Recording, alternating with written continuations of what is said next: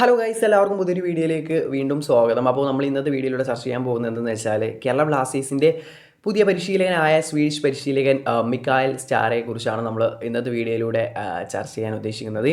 അപ്പോൾ കുറച്ചായിട്ടുള്ള നമ്മൾ സൈനിങ് കാര്യങ്ങളൊക്കെ കൺഫേം ആക്കിയിട്ട് അപ്പോൾ ഈ പരിശീലകനെ കുറിച്ച് പലവർക്കും കൂടുതലായിട്ട് ഒന്നും അറിയില്ല. അപ്പോൾ നമ്മൾ ഈ പരിശീലകൻ്റെ കുറച്ച് പോസിറ്റീവായിട്ടുള്ള കാര്യം അതുപോലെ തന്നെ നെഗറ്റീവായിട്ട് എന്തെങ്കിലും ഉണ്ടെങ്കിൽ അതും ആണ് പറയാനാണ് ഇതിലൂടെ ഉദ്ദേശിക്കുന്നത്. ഇപ്പോൾ ഈ മിക്കായൽ സ്റ്റാറെ എന്ന പരിശീലകനെ സൈൻ ചെയ്ത അനൗൺസ്മെൻറ്റ് വന്നതിൻ്റെ അടിയിലേക്ക് കമൻറ്റും കാര്യങ്ങളൊക്കെ വായിച്ചൊക്കെയാണെങ്കിൽ കുറേ നെഗറ്റീവ്സ് കമൻറ്റ്സ് കൂടുതലായിട്ട് കാണുന്നുണ്ട്.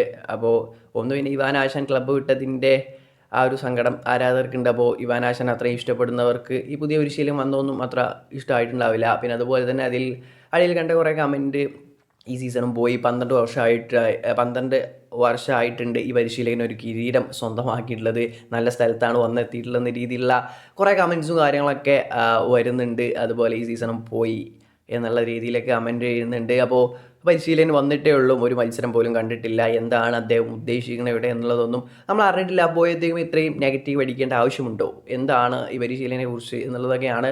ഈ പരിശീലകനെ കുറിച്ചുള്ള കുറച്ച് പോസിറ്റീവായിട്ടുള്ള കാര്യങ്ങളൊക്കെയാണ് നമ്മൾ വീഡിയോയിലൂടെ ചർച്ച ചെയ്യാൻ പോകുന്നത്. അപ്പോൾ നേരെ നമുക്ക് വീഡിയോയിലേക്ക് കടക്കാം. അപ്പോൾ ഈ കോച്ചിൻ്റെ ആദ്യത്തെ ഒരു പോസിറ്റീവായിട്ട് പറയാനുള്ളത് അത് എക്സ്പീരിയൻസ് തന്നെയാണ്. താരത്തിൻ്റെ ഈ പരിശീലകൻ്റെ എക്സ്പീരിയൻസ് എടുത്ത് പറയേണ്ടതാണ്. നമ്മളെ മുമ്പ് ഇപ്പോൾ 2 പരിശീലകനായിട്ട് ഇവാൻ ബുക്കോമാനോവിച്ച്, അതിനു മുമ്പ് കിബു വിക്കുനാണ് ഉണ്ടായിരുന്നത്. ഇപ്പോൾ 2 പരിശീലകരെ നമ്മൾ നോക്കുകയാണെങ്കിൽ എക്സ്പീരിയൻസ് പറയുകയാണെങ്കിൽ ഇപ്പോൾ കിബു വിക്കുനയും അതുപോലെ തന്നെ ഇവാൻ ബുക്കോമാനോവിച്ചിൻ്റെ 4ാമത്തെ ക്ലബ്ബ് മാത്രമായിരുന്നു കേരള ബ്ലാസ്റ്റേഴ്സ്. അതുപോലെ അവരൊക്കെ ഒരു 80 ചില്ല മത്സരങ്ങളാണ് ക്ലബ്ബുകളെ പരിശീലിപ്പിച്ചിട്ടുള്ള ഒരു എക്സ്പീരിയൻസ് ഉള്ളത്. എന്നാൽ ഈ പരിശീലകൻ്റെ ഇതിലേക്ക് വരികയാണെങ്കിൽ 17ഓളം വർഷം കോച്ചിങ് എക്സ്പീരിയൻസിൻ്റെ ഹെഡ് കോച്ചായിട്ട് നിന്നിട്ട് തന്നെ 17 വർഷത്തെ ഒരു കോച്ചിങ് എക്സ്പീരിയൻസ് പറയാനുണ്ട്. അപ്പോൾ വലിയൊരു എക്സ്പീരിയൻസ് ഉള്ള പരിശീലകനാണ്. 400 ചില മത്സരങ്ങൾ പരിശീലിപ്പിച്ചിട്ടുണ്ട് ഓരോ ക്ലബ്ബുകളായിട്ട്. 6 ഡിഫറൻറ്റ് കൺട്രീസിൽ ഇദ്ദേഹം വർക്ക് ചെയ്തിട്ടുണ്ട്. അതുപോലെ തന്നെ 3 ഡിഫറെൻറ്റ് കോണ്ടിനെൻറ്റിൽ ഇദ്ദേഹം പരിശീലകനായിട്ടുണ്ട്. അതിലേറ്റവും എടുത്തു പറയേണ്ടത് ഏഷ്യയിൽ തന്നെ എക്സ്പീരിയൻസ് ഉണ്ടെന്നാണ്. തായ് ലീഗിലൊക്കെ പരിശീലിപ്പിച്ചിട്ടുണ്ട്. അപ്പോൾ അങ്ങനെ ഒരു എക്സ്പീരിയൻസ് ഉള്ള വളരെ എക്സ്പീരിയൻസ്ഡ് ആയിട്ടുള്ള പരിശീലകനാണ്. 2000-ലാണ് താരത്തിൻ്റെ പരിശീലന ഇത് തുടങ്ങി. 2006-ലാണ് ഹെഡ് കോച്ചായിട്ട് പരിശീലനം ആരംഭിച്ചത്. അതിനു മുമ്പും 90s തന്നെ യൂത്ത് ടീമുകളൊക്കെ പരിശീലിപ്പിച്ചിട്ടുള്ള എക്സ്പീരിയൻസും മറ്റ് പറയാനുണ്ട്.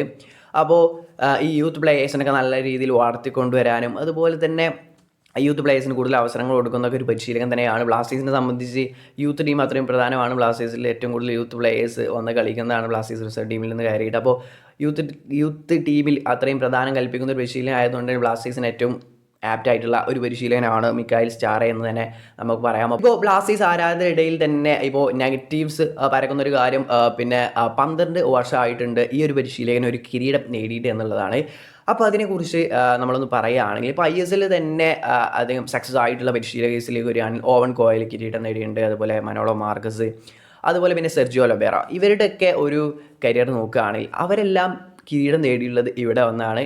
ISL വന്നാണ് അവർ കിരീടം സ്വന്തമാക്കിയിട്ടുള്ളത്. അതിന് മുമ്പൊന്നും അവർക്ക് കിരീടമില്ല. ആകെ ഓവൻ കോയലിനാണ് ഒരു കിരീടം വരുമ്പോൾ ഉണ്ടായിരുന്നത്. അതാണെങ്കിൽ 2002 ആ ടൈമിലൊക്കെയാണ് ഓവൻ കോയൽ അങ്ങനെ ഒരു ട്രോഫി സ്വന്തമാക്കിയിട്ടുള്ളത്. അപ്പോൾ ഇവർക്കാർക്കും അതുപോലെ മനോളോ മാർക്കസിനൊന്നും ട്രോഫിയൊന്നും ഇതിനു മുമ്പ് പരിശീലിപ്പിച്ച ഒരു ക്ലബ്ബിലും ഇല്ല. അപ്പോൾ അത്രയും വർഷത്തിന് ശേഷം ഒരു കിരീടം നേടുന്ന ISL വന്നാണ്. അപ്പോൾ അതുപോലെ തന്നെ പിന്നെ സെർജിയോ ലൊബേറ ISL ഏറ്റവും സക്സസ് ആയിട്ടുള്ള പരിശീലകനാണ്. എന്നാൽ സെർജിയോ ലൊബേറക്കും മറ്റു കാര്യങ്ങളൊന്നും വരുന്നതിന് മുമ്പ് ഉണ്ടായിട്ടില്ല. ISL വന്നാണ് ഈ കിരീടങ്ങളും സംഭവങ്ങളൊക്കെ അദ്ദേഹം നേടിയത്. അപ്പോൾ അതുകൊണ്ട് തന്നെ അതിലൊരു കാര്യമില്ല. ISL വന്ന് എങ്ങനെ പെർഫോം ചെയ്യുമെന്നുള്ളതാണ് ഏറ്റവും പ്രധാനപ്പെട്ട ഒരു കാര്യം. അപ്പോൾ ഈ പരിശീലനം വന്ന് ISL എങ്ങനെ ആപ്റ്റ് ആവും, ഇന്ത്യൻ പ്ലേയേഴ്സിനെ എങ്ങനെ യൂസ് ചെയ്യും, അതിന് അനുസരിച്ചിരിക്കും ഇവിടുത്തെ ഈ മിക്കായൽ സ്റ്റാറയുടെ ബ്ലാസ്റ്റേഴ്സിലെ പുതിയ സീസണിലെ റിസൾട്ടും കാര്യങ്ങളൊക്കെ ഇരിക്കുക.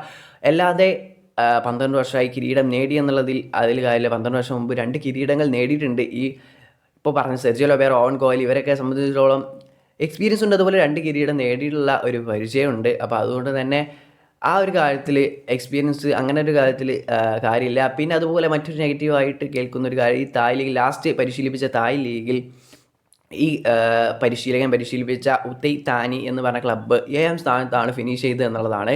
അപ്പോൾ ആദ്യം അത് നിങ്ങൾ ഫുള്ളായിട്ട് അറിയണമായിരുന്നു. മറ്റൊന്നുമല്ല, ഈ ഉത്തൈ താനി എന്ന ക്ലബ്ബ് മുമ്പത്തെ വർഷം പ്രൊമോട്ടായിട്ട് തായ് ലീഗ് ഫസ്റ്റ് ഡിവിഷനിലേക്ക് വന്ന ഒരു ക്ലബ്ബാണ്. അപ്പോൾ ആ ഫസ്റ്റ് ഇയറിൽ തന്നെ ആ ഒരു പ്രൊമോട്ട് ചെയ്ത് വന്ന ക്ലബ്ബിന് 7ാം സ്ഥാനത്ത് ഫിനിഷ് ചെയ്യുക എന്നുള്ളത് അത്ര സിമ്പിൾ പരിപാടിയല്ല. സ്ഥാനത്ത് ഫിനിഷ് ചെയ്യാൻ സാധിച്ചിട്ടുണ്ട്. അത് അവിടെ 16 ടീമുകളുണ്ട്. അതിലവരെ സ്ഥാനത്ത് ഫിനിഷ് ചെയ്യാൻ ഈ പരിശീലകനെ കൊണ്ട് സാധിച്ചിട്ടുണ്ട് എന്നുള്ളത് ഒരു പോസിറ്റീവ് ആയിട്ടുള്ള ഒരു ഘടകം തന്നെയാണ്. അപ്പോൾ ഇനി എക്സ്പീരിയൻസിൻ്റെ കാര്യം അവിടെ നിൽക്കട്ടെ. അപ്പോൾ അത് ഇനി ISL വന്നിട്ട് എങ്ങനെ പെർഫോം ചെയ്യുമെന്നുള്ളത് നമുക്ക് കണ്ടറിയാം, കാത്തിരുന്ന് തന്നെ അറിയാം. അപ്പോൾ ഇനി മറ്റൊരു പോസിറ്റീവ് ആയിട്ടുള്ള പരിശീലന കാര്യം ഫ്ലെക്സിബിലിറ്റി ആണ്. ഫോർമേഷനിലും കാര്യങ്ങളൊക്കെ ഉള്ള ഒരു ഫ്ലെക്സിബിലിറ്റി. നിരവധി ഫോർമേഷൻസ് ഓരോ ക്ലബിന് അതിനനുസരിച്ച് അവിടെയുള്ള പ്ലേയേഴ്സിനനുസരിച്ച് ടാക്ടിക്സ് മെനയുന്ന ഒരു പരിശീലനമായിട്ടാണ് ഈ മിക്കായൽ സ്റ്റാറെ മനസ്സിലാക്കാൻ സാധിക്കുന്നത്. നിരവധി ഫോർമേഷൻസ് ഈ പരിശീലനം യൂസ് ചെയ്യാറുണ്ട്. അപ്പോൾ അതിൽ തന്നെ ഏറ്റവും കൂടുതൽ 3-4-3, അതുപോലെ തന്നെ 4-4-2, 4-3-3, 3-4-3, 4-3 അങ്ങനെ പല ഫോർമേഷൻസാണ് കൂടുതലായിട്ട് യൂസ് ചെയ്ത് കാണുന്നത്.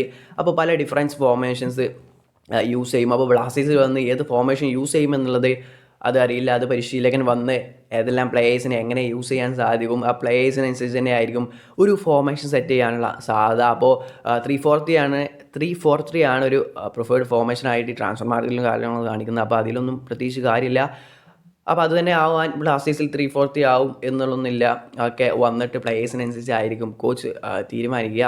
അപ്പോൾ ഒരു ഫ്ലെക്സിബിൾ ആയിട്ടുള്ള കോച്ചാണ്. അതുപോലെ തന്നെ പിന്നെ പ്ലേയിങ് സ്റ്റൈലും കാര്യങ്ങളൊക്കെ വരികയാണെങ്കിൽ താരത്തിൻ്റെ ഒരു പോസിറ്റീവ് ആയിട്ടുള്ള മറ്റൊരു കാര്യം, ബ്ലാസ്റ്റേഴ്സിൽ കഴിഞ്ഞ വർഷമൊക്കെ ഇവാൻ്റെ കീഴിൽ ഇല്ലാത്ത ഒരു കാര്യമായിരുന്നു ഈ സെറ്റ് പീസ് യൂസിങ് എന്നുള്ളത്. സെറ്റ് പീസ് നല്ല രീതിയിൽ യൂസ് ചെയ്യാറില്ല ബ്ലാസ്റ്റേഴ്സ്.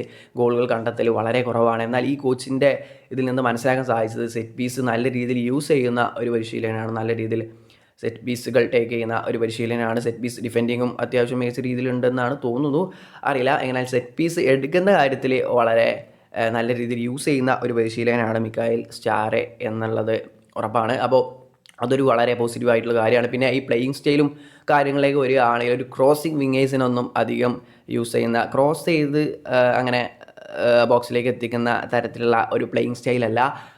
ഇൻവേർട്ടഡ് വിങ്ങേഴ്സിനെയാണ് ഇൻവേർട്ട് ചെയ്ത് ഉള്ളിലേക്ക് കട്ടിങ് ചെയ്ത് ഗോൾ സ്കോർ ചെയ്യുന്ന, അങ്ങനെ അടിക്കുന്ന, ഷോട്ടൊക്കെ എടുക്കുന്ന, അതുപോലെ കട്ടിങ് ചെയ്ത് കളിക്കുന്ന വിങ്ങേഴ്സിനെയാണ് കൂടുതൽ യൂസ് ചെയ്യുന്നത്. ഇപ്പോൾ ഐമനെ പോലുള്ള പ്ലേയേഴ്സിനൊക്കെ തന്നെയാണ്, അങ്ങനത്തെ പ്ലേയേഴ്സിനെയാണ് ഈ കോച്ച് കൂടുതലായിട്ട് യൂസ് ചെയ്യാറുള്ളത്. ക്രോസ് ചെയ്യുന്ന ബ്രൈസ് മിറാണ്ടയെ പോലുള്ള ഇങ്ങനെ ക്രോസിങ് പ്ലേയേഴ്സിനെ അത്ര യൂസ് ചെയ്യുന്ന ഒരു പരിശീലകനല്ല.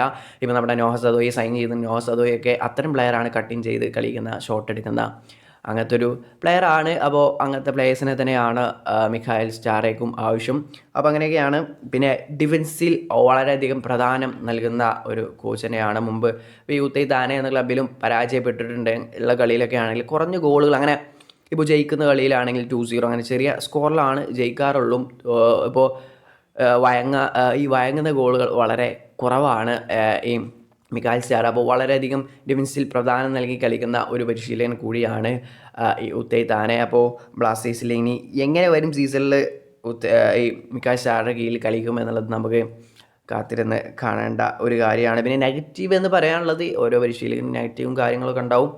ഇപ്പോൾ ISL തന്നെ ഇപ്പോൾ ഇത്രയും പല ലീഗുകളും കളിപ്പിച്ചൊക്കെ ISLനേക്കാളും വലിയ രീതിയിൽ മുന്നോട്ട് നിൽക്കുന്ന, റാങ്കിങ്ങിലൊക്കെ നിൽക്കുന്ന ലീഗുകളാണ്. അപ്പോൾ ഇനി ISL വരുമ്പോൾ ISL അത്രയും താഴ്ന്നുള്ള ലീഗാണ് മറ്റു ഇതിനു മുമ്പ് പരിശീലിപ്പിച്ച ക്ലബ്ബുകളെ സംബന്ധിച്ച്. അപ്പോൾ ഇവിടെ വന്ന് ഇനി എങ്ങനെ പെർഫോം ചെയ്യുമെന്നുള്ളത് അത് കണ്ടറിയേണ്ട കാര്യമാണ്. ISL എങ്ങനെ ഈ കോച്ചിൻ്റെ ടാക്ടിക്സും കാര്യങ്ങളൊക്കെ ഇന്ത്യൻ പ്ലേയേഴ്സുമായി ഇംപ്ലിമെൻറ്റ് ചെയ്ത് കളിപ്പിക്കുമെന്നുള്ളതൊക്കെ കണ്ടറിയേണ്ടതാണ്. നെഗറ്റീവായിട്ട് പിന്നെ ഒരു കാര്യം എന്ന് വെച്ചാൽ മാനേജ്മെൻറ്റ് എങ്ങനെയാണ് ഈ പരിശീലകൻ്റെ എന്നറിയില്ല. ഇവാൻ ബുക്കോമാനോവിച്ച് നല്ല രീതിയിൽ മാനേജ്മെൻറ്റ് ചെയ്യുന്ന ഒരു പരിശീലകനാണ്.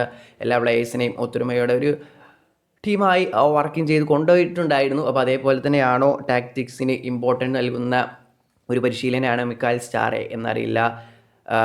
അപ്പോൾ അത് കണ്ടന്റ് അറിയേണ്ടതാണ്. കൂടുതൽ പിന്നെ ഒന്നും പറയാനില്ല. വീഡിയോ അവസാനിക്കുകയാണ്. ഇതുമായി ബന്ധപ്പെട്ടുള്ള നിങ്ങളെ അഭിപ്രായം എന്തായാലും കമൻറ്റായി രേഖപ്പെടുത്തുക. അപ്പോൾ വീഡിയോ അവസാനിക്കുകയാണ്. നെക്സ്റ്റ് വീഡിയോയുടെ